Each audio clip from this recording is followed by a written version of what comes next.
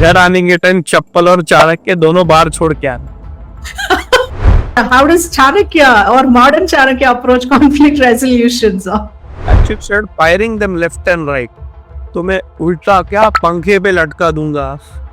Chasing EMIs at the cost of their inner peace. Sometimes it could be relationships as well. So how can working professionals apply Chanakya's teachings to manage wealth wisely, reduce stress, and then basically, lead a balanced life, so without stress? But also listen to Sanika's podcast. But Swadharma is one principle. Everybody is unique. Now what to do? Go back and become a teacher again. Become zero.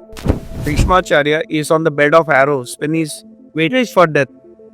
He actually advises the Pandavas after the war how to have a good kingdom. It's a lesson on leadership. Leaders create leaders. If you use your power correctly, you can actually inspire people also. But team is not enough.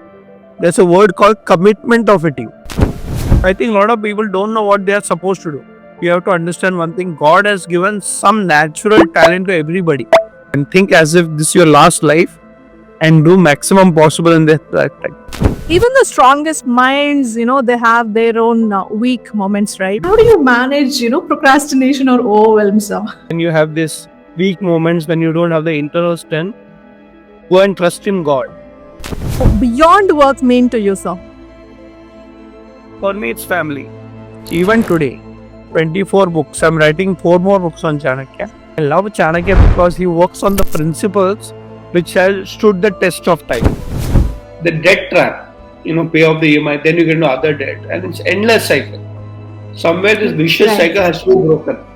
Sarika, you've been a great host. I think your questions were very well researched, thought through, and I enjoyed this discussion with you. Thank you so much, sir. It's truly an honor to, have you on our podcast.